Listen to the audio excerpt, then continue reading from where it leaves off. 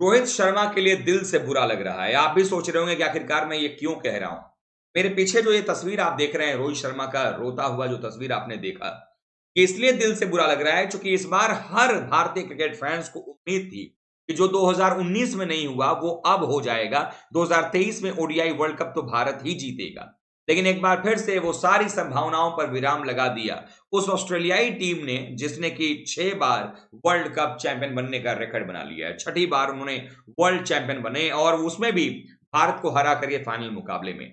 रोहित शर्मा के लिए बुरा क्यों लग रहा है, विराट कोहली के लिए बुरा क्यों लग रहा है, इन खिलाड़ियों के लिए बुरा क्यों लग रहा है, शमी के लिए, बुमराह के लिए क्यों लग रहा है बुरा? क्योंकि इन खिलाड़ियों ने अपना 100% कहना शायद बेमानी होगा, इन्होंने अपना सब कुछ झोंक दिया था इस वर्ल्ड कप में, ताकि अपने घर में इस वर्ल्ड कप को जीत सकें और 12 साल के बाद वर्ल्ड कप जीतने का जो सपना है वो पूरा किया जा सके। तमाम भारतीय क्रिकेट फैंस जो उनको सपोर्ट कर रहे थे, उनको कहीं ना कहीं खुशियां दे सकें, लेकिन फाइनल में हो नहीं सका। रोहित शर्मा का वो दो चेहरा याद कीजिए, एक बार फिर से 2019 वाला ही रिकॉर्ड जो है वो रिपीट हुआ। 2019 का मैच याद कीजिए, सेमीफाइनल अगेंस्ट न्यूजीलैंड, और उस मुकाबले में ओल्ड ट्रैफर्ड के मैदान पर रोहित शर्मा ने पूरे टूर्नामेंट में 5 शतक मारे थे, लेकिन उस एक मैच ने भारत के वर्ल्ड कप के फाइनल में खेलने का सपना तोड़ दिया था।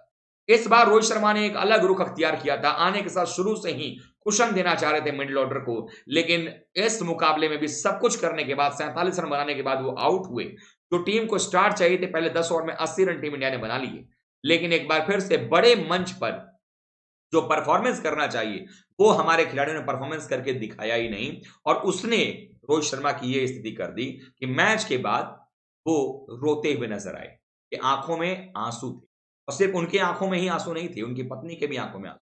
मतलब ये कि एक व्यक्ति जो क्रिकेट खेल रहा है, उसके मन में, उसके परिवार के मन में कितनी उम्मीदें हैं। हम सब भी एक परिवार हैं और हम सब के मन में भी यही चीज चल रही थी कि काश टीम इंडिया ये वर्ल्ड कप जीत जाती। हम सब जानते हैं कि एक वर्ल्ड कप गया है, अगला वर्ल्ड कप 4 साल के बाद फिर आएगा, लेकिन उस 4 साल के बाद आने वाले वर्ल्ड कप में ना आपको रोहित शर्मा दिखेंगे, ना आपको विराट कोहली दिखेंगे, क्योंकि इन दोनों के पास आखिरी मौका था वर्ल्ड कप जीतने का।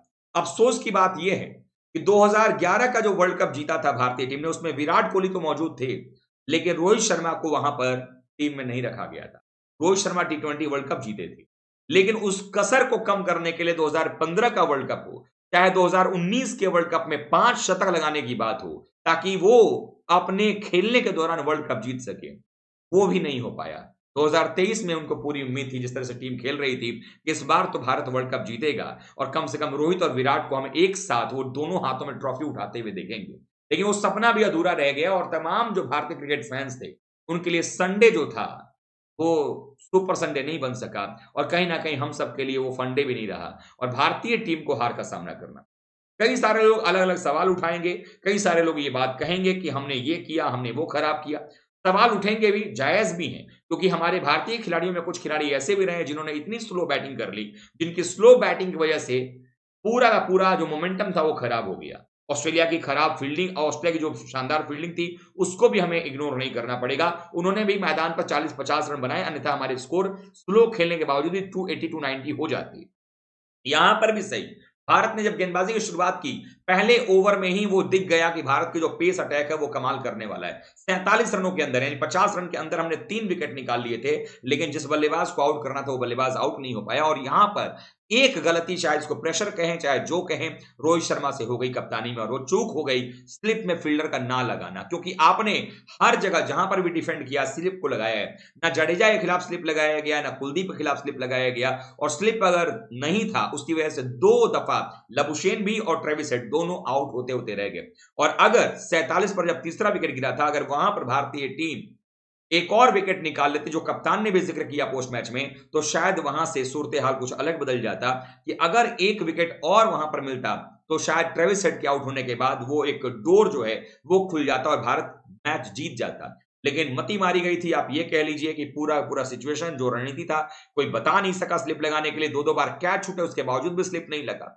उसके अलावा एक और चीज कि ड्यू का जो फैक्टर था, ड्यू को कट करने के लिए भी कई बार ये सवाल उठे कि ड्यू है उसको हटा लिया जाएगा, ड्यू की वजह से एक ड्यू आएगा, उससे अच्छा है पहले स्पिनर को बॉल करा लीजिए। जिस टेंडम में गेंदबाजी हो रही थी, जिस रिदम में बॉलिंग कर रहे थे शमी और बुमराह, मेरे ख्याल से 2-2 ओवर का स्पेल अगर और शायद वो करते तो क्या मालूम ट्रेविस हेड और लबुशेन दोनों को निपटारा कर दिया जाता और तो भी हम मैच जीत सके। तो इन दोनों जगहों पर भारत मैच जीत सकता था, वो मैच भारत नहीं जीत पाया और इसीलिए जब मैच समाप्त हुआ, भारत हारा, सिराज रो रहे थे, रोहित शर्मा रो रहे थे, विराट ने आंसू जरूर नहीं दिखाए लेकिन उनके मन में भी ये वर्ल्ड कप जीतना चाहिए था। सबसे ज्यादा रन बनाए थे विराट कोहली ने, 765 रन बनाए।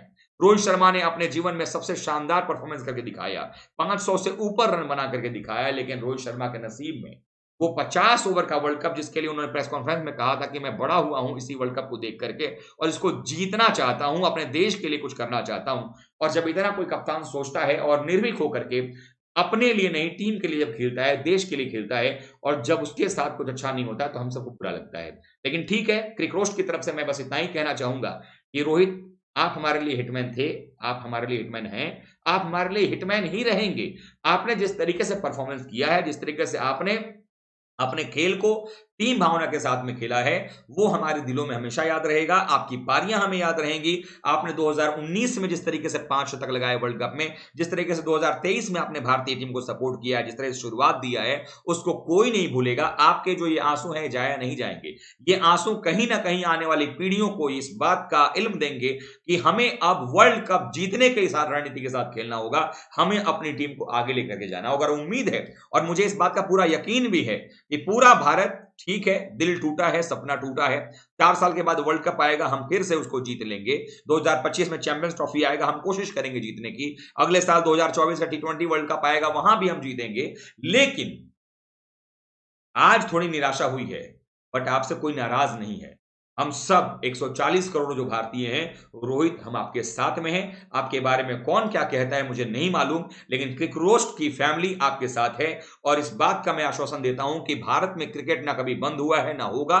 दर्शक, हम सबको दिल से दुख होता है, हम सबको बुरा लगता है कि भाई विराट के लिए वर्ल्ड कप था, रोहित के लिए वर्ल्ड कप था, सारे खिलाड़ियों के लिए वर्ल्ड कप था, लेकिन शायद हम इस हार से, ये क्रिकेट ही था, जीवन का कोई आखिरी पन्ना नहीं था। हारे हैं लेकिन इसी से उठकर सीखेंगे, इसी से आगे बढ़ करके हम जीतेंगे।